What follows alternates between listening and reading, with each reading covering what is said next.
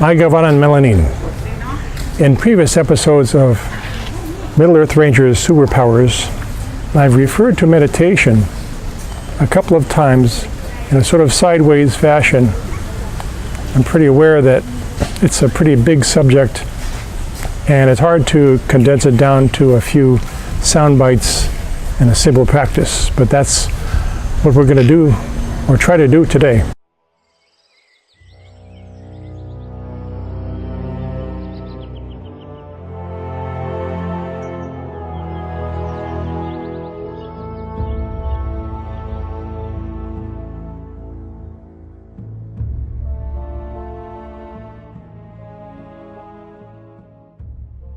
So let's look at meditation in a little bit of detail.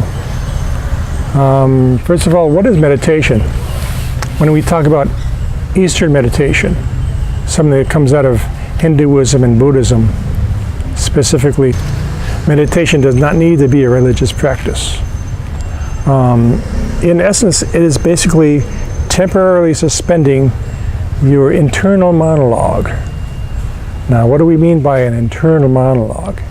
That's the chatter that goes on inside your brain, inside your skull, and believe it or not, you're not the only one who does that.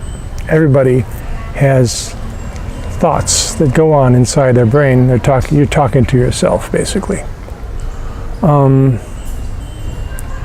Now, when you're talking to yourself, while you're in the here and now, which is where we always are, what are you thinking about? What are you telling yourself? It can be broken down into like 3 different things. Either you're mulling over the past, reminiscing, or anything else that's something that's gone and no longer in the here and now. Or you're thinking about the future, and that is speculative. We don't know until it's here, and usually it's just a guess or an anticipation or a anxiety. This is where most of our anxieties come from, and as far as imagining what the future is going to be like. But also there's a third way. Even if you are observing what is here and now, you're basically imprinting your opinion on what you're seeing and experiencing. And in order to have any opinion at all, by definition, you've got to ignore something. Because, of course, if you know everything, you can't have an opinion. So you're basically missing a lot of the detail by not observing it. Meditation teachers will say, don't explain what the purpose of meditation is. Don't tell people what expected results will be, because the expectations will imprint themselves, and it's sort of like standing up in a canoe. You know, you're going to have unexpected results, and especially since the state of mind that you're in when you're meditating is delicate, and it's best to just leave it be and let the experiences happen. However, that said, we're pretty aware that one acceptable and likely result of meditation, or a practice of meditation, may be the ability to remain calm under stressful circumstances. And this is a sliding scale, a relative thing, but you may be better able to deal with stress when and as if you will have been meditating on a regular basis.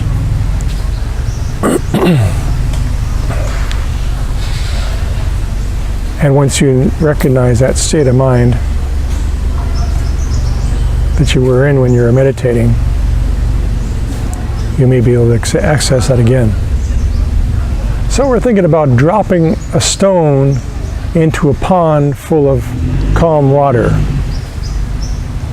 The water is calm, nothing's disturbed it. You drop a stone into it, the waves and the ripples splash about and reinforce each other. And really only time will calm that rippling. Reaching into the water and trying to fix it will only cause more waves. And that, I think, is the essence of the practice of meditation. Another way to look at it is that if you're going to see a movie, you've paid for the ticket. Well, when we sit down and wait for the feature film to start, of course we're talking about stuff. We're talking about who we understand is in the movie and what we think it's about, and maybe reviews we've heard, or other things not related to the movie at all. And after the movie's over, many times we'll want to talk about what we experienced. But when the movie's on, after it started, and if you paid money for the ticket, it's in your best interest to silence yourself and give yourself to the experience. Surrender to the magic of filmmaking and let yourself enjoy that.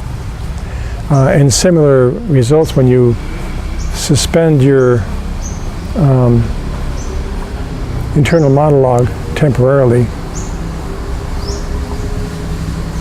then you're free to notice the world as it is.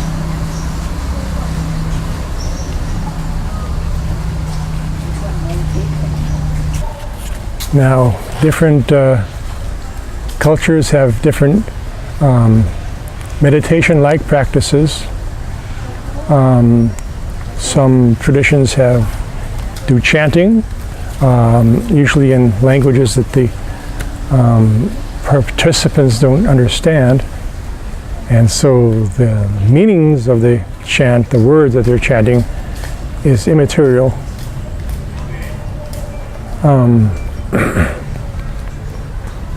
And by chanting something that you don't understand, it's just making a noise, which blocks out the internal monologue again. It's effective. This is why a guru will say to chant Om, because while you're thinking or saying Om, you're not chattering anymore, at least temporarily.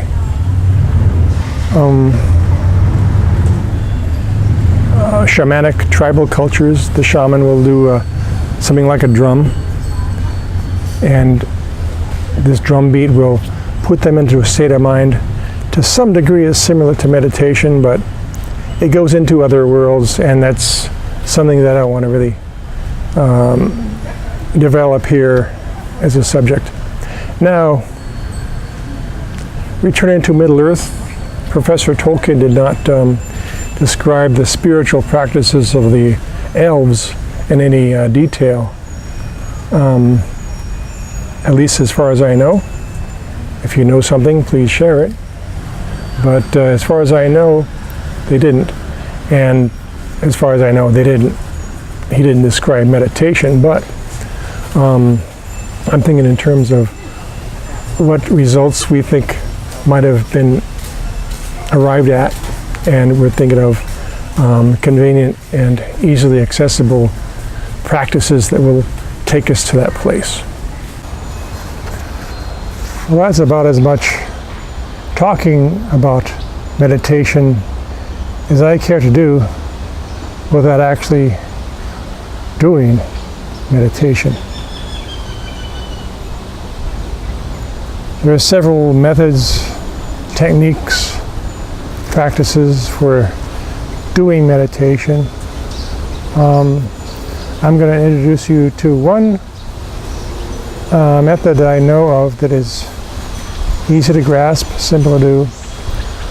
I think it's achievable by anybody. Now, how you sit, what do you do? I'm going to take my shoes off, or my sandals off at the very least. And this physical preparation is not critical, but once you get into this position, whether you're sitting cross-legged or kneeling or simply sitting flat-footed with your shoes off, sometimes I place my palms up. This is to signal to your body that you're in a certain special situation and that you expect your body and your spirit to go along with the program. So the simplest thing I've learned, and this is from the Zen practice, is that you don't necessarily want to close your eyes.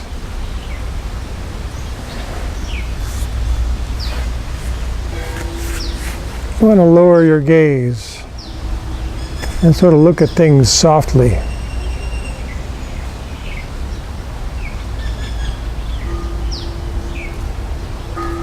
And what we're going to do is called the observation of breath. And all you're really doing is observing our own breathing. For beginners, or just about anybody else, I guess, best way to start this is by counting your breath. So you'll breathe in and think 1. Breathe out and think 1. Breathe in and think 2. Breathe out and think 2.